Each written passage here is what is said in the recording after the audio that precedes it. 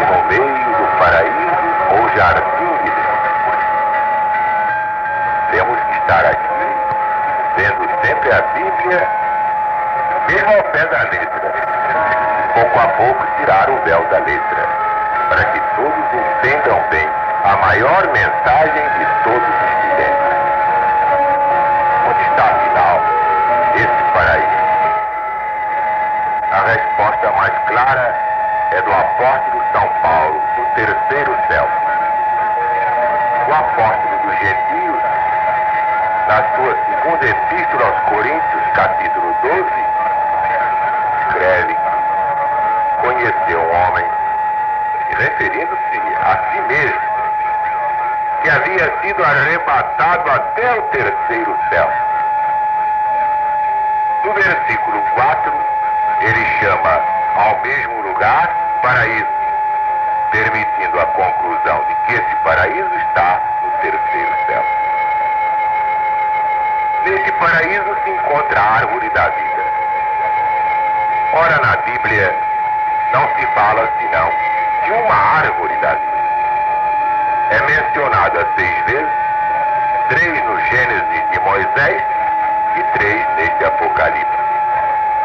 Mas é apresentada sempre com o artigo definido a árvore da vida. No primeiro livro da Bíblia, a árvore da vida, no último, o Apocalipse. A árvore da vida no paraíso do Éden, Septuaginta, no princípio. E a árvore da vida no paraíso, de que agora João fala, no céu. É muito importante. Depois saberemos por quê. Se há apenas uma árvore e ela esteve primeiro na terra, perguntar-se-á: como pode estar agora no céu?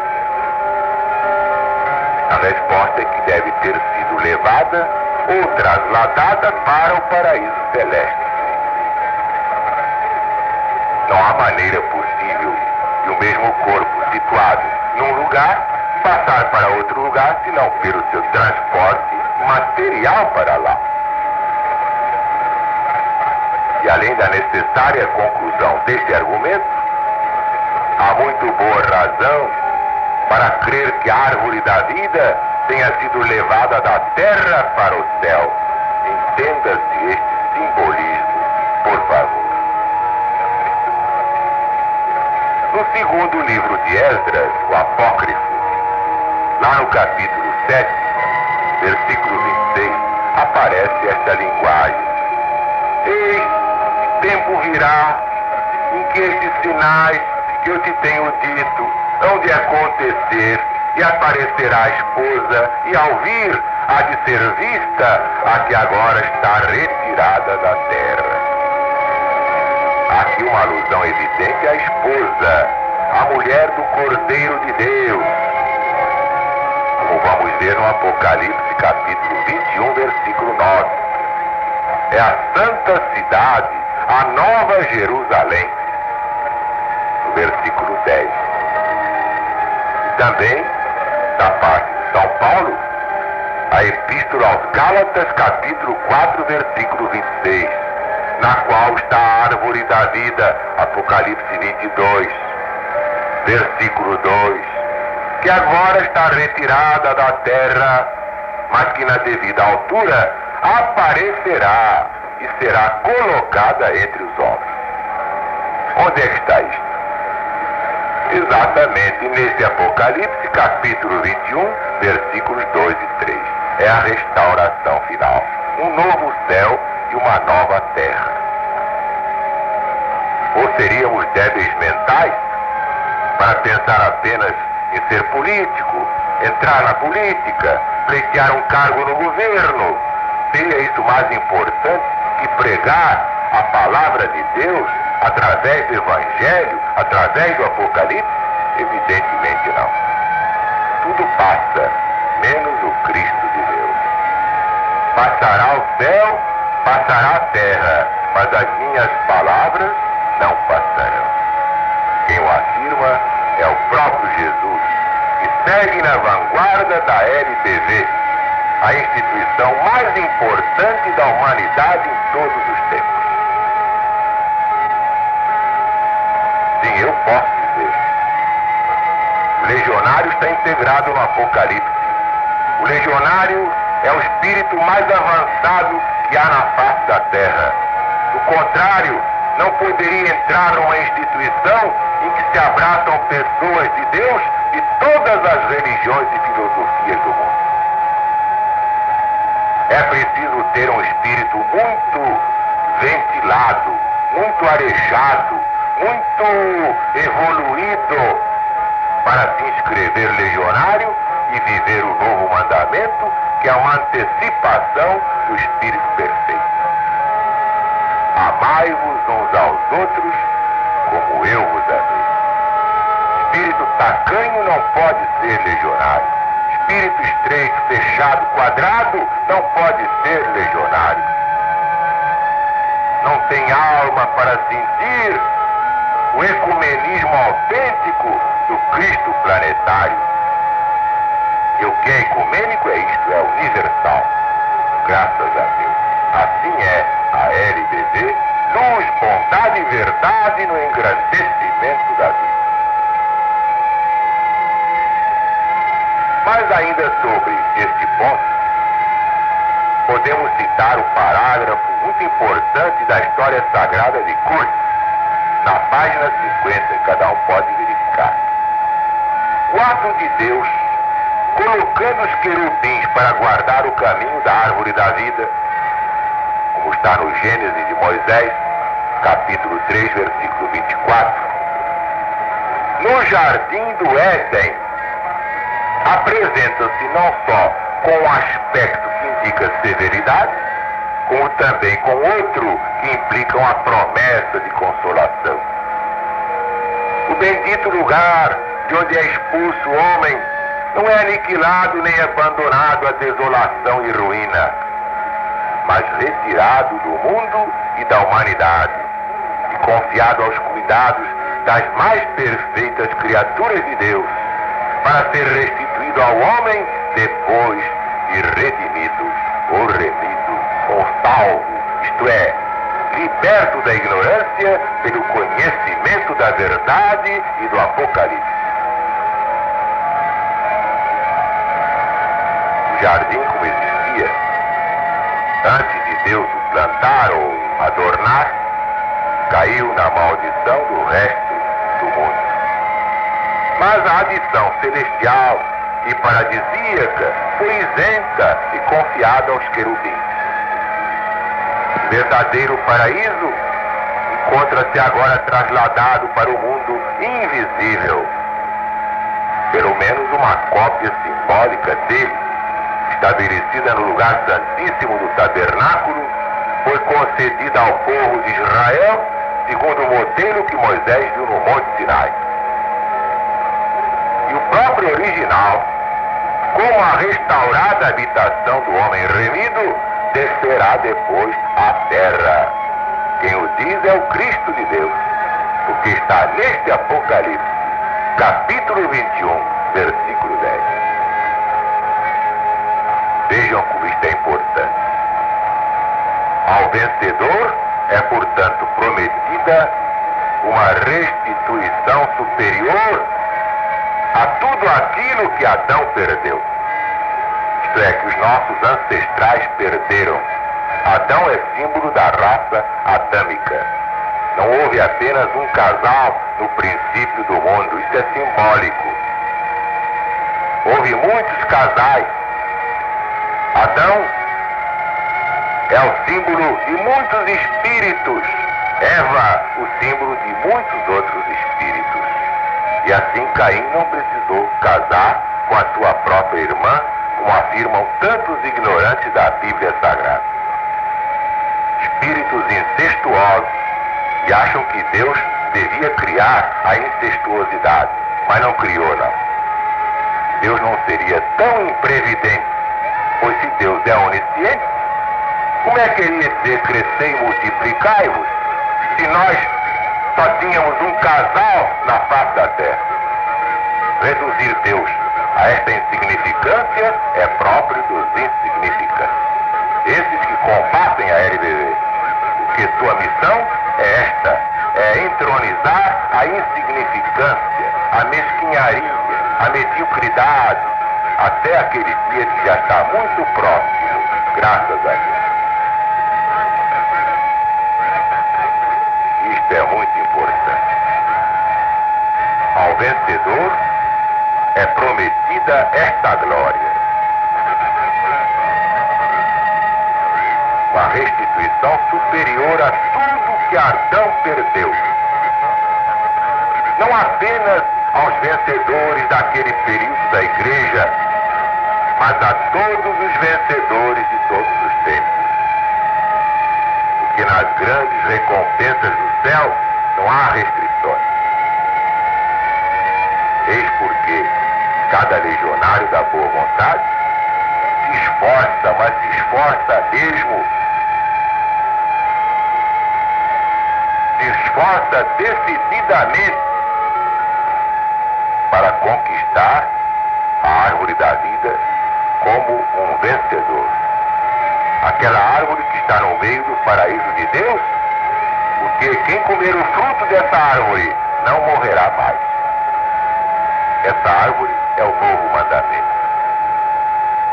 Vejam bem que Jesus, quando deu o seu novo mandamento, advertiu: quem guarda o meu novo mandamento não morrerá mais. Isto é, quem se alimenta deste mandamento novo, desta concepção de fraternidade real, não morrerá mais. Porque quando os homens compreenderem o que está neste novo mandamento, não haverá mais guerra, não haverá mais rico nem pobre, nem patrão nem empregado, nem preto nem branco, nem senhor nem escravo. Não haverá mais nada que faça o homem sofrer. É o comunismo divino. E nesse eu acredito e esse eu quero. Somos rigorosamente iguais diante de Deus, cada um sendo experimentado, ora como patrão, ora como empregado, ora como preto, ora como branco, ora como fanático, ora como mártir. E assim vai. Tudo aquilo que você faz de mal, você vai pagar. Tudo aquilo que você faz outrem sofrer, você terá de sofrer, porque essa é a lei do retorno. E ninguém escapa à implacável lei do retorno. Quem o diz é o próprio São Paulo. Ninguém se iluda, porque Deus não se deixa escarnecer. Aquilo que o homem semear, isso mesmo terá de colher.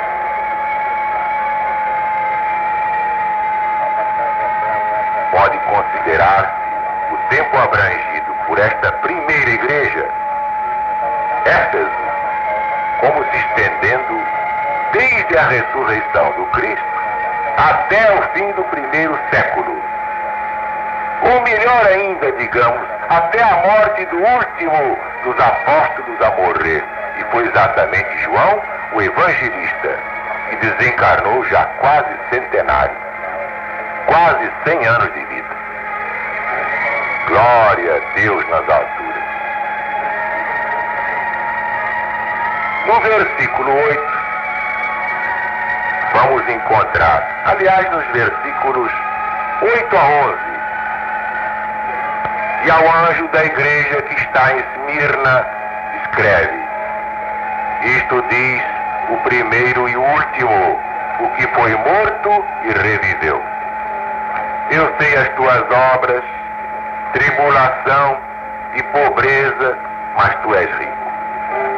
E a blasfêmia dos que se dizem judeus e não são, porque são a sinagoga de Satanás. Nada temas das coisas que hás de padecer.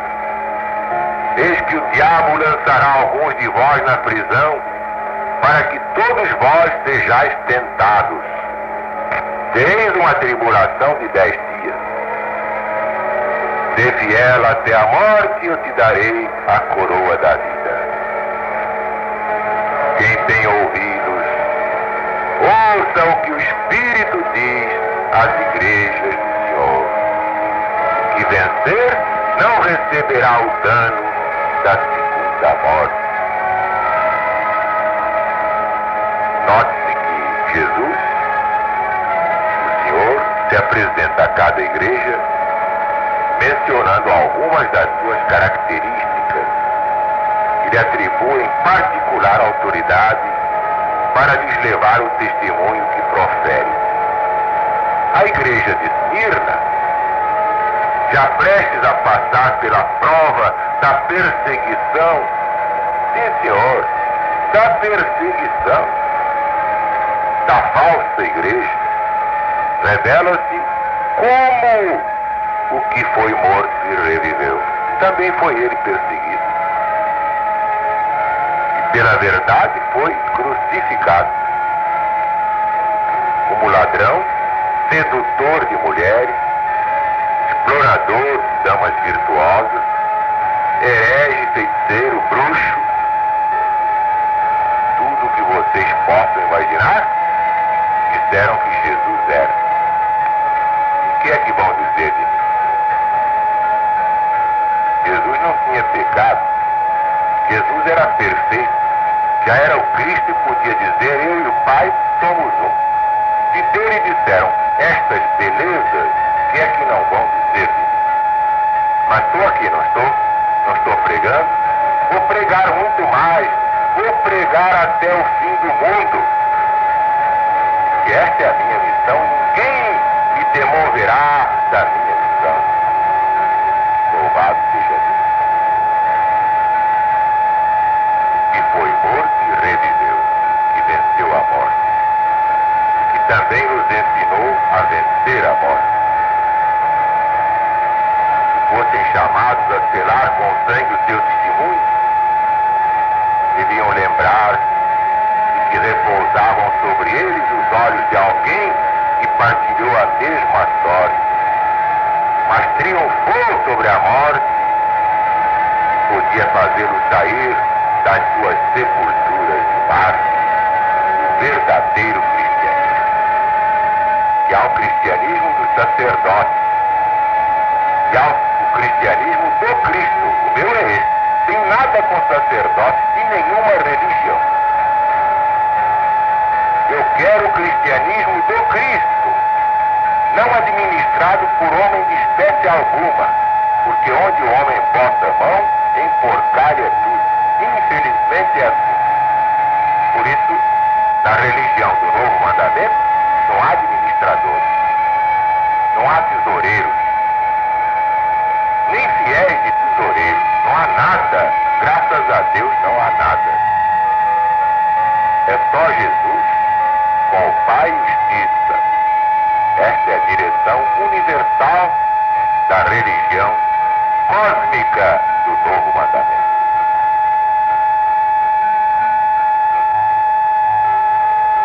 Pobreza e riqueza. Viram que coisa bonita aqui?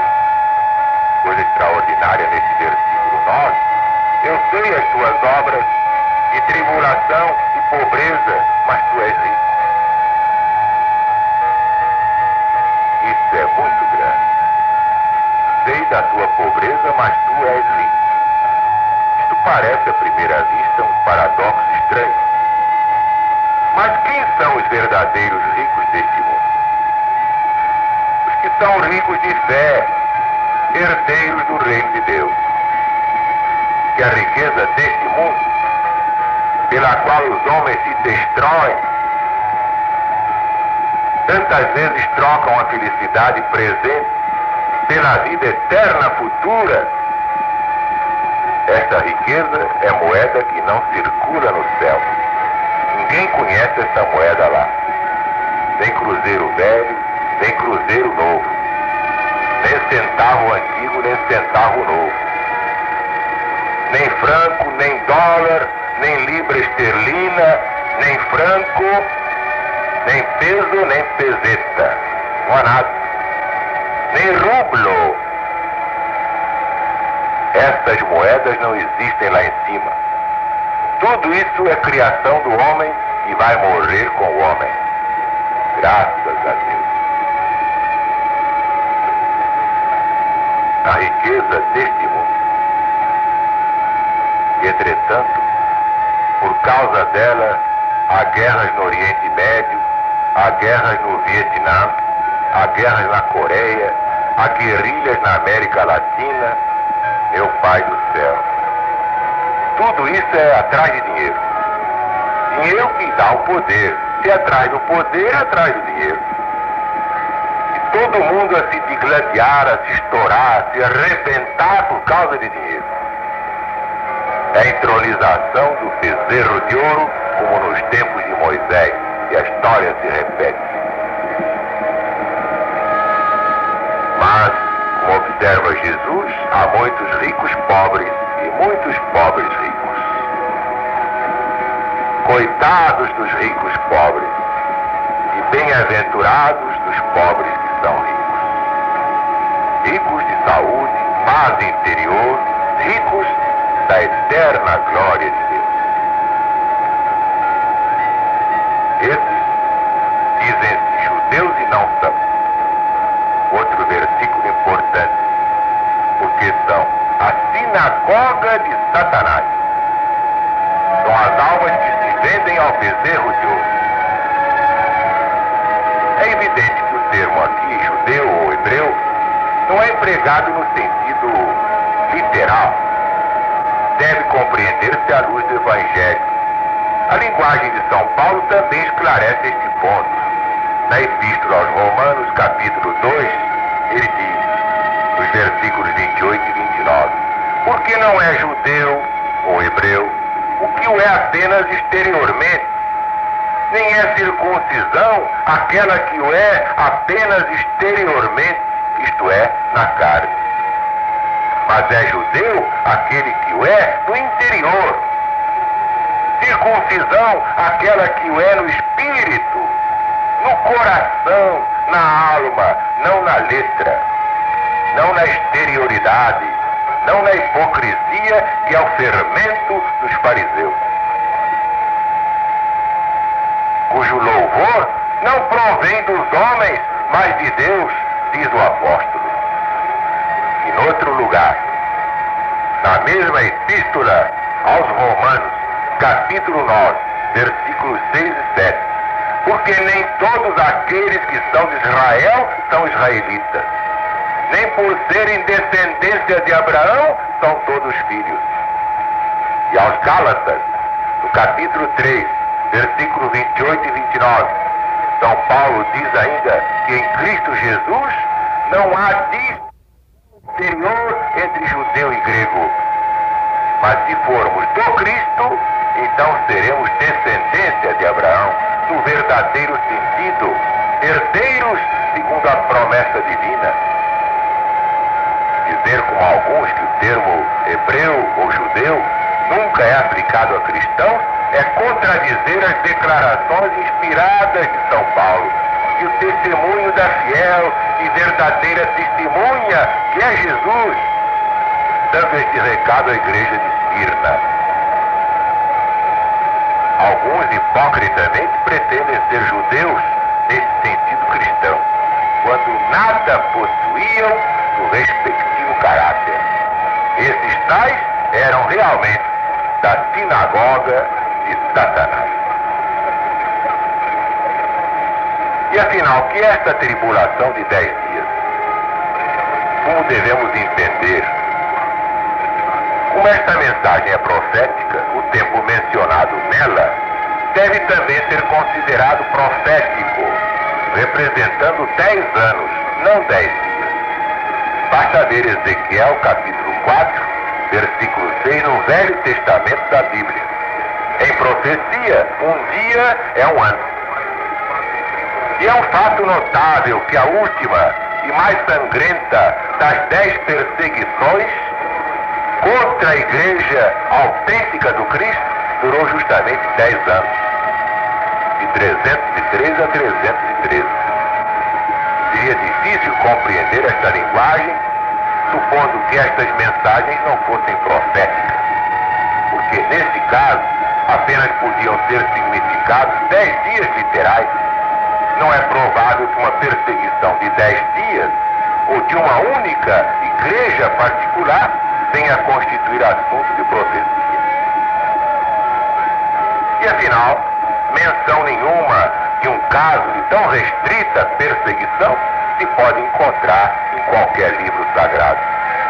Por outro lado, compreendendo esta perseguição como alguma das notáveis perseguições daquele período, a que propósito viria considerá-la como referindo-se a uma igreja só? Todas as igrejas sofreram nelas. A que propósito viria, portanto, destacar uma com exclusão das restantes como única envolvida em tal calamidade? Está claro como água cristalina.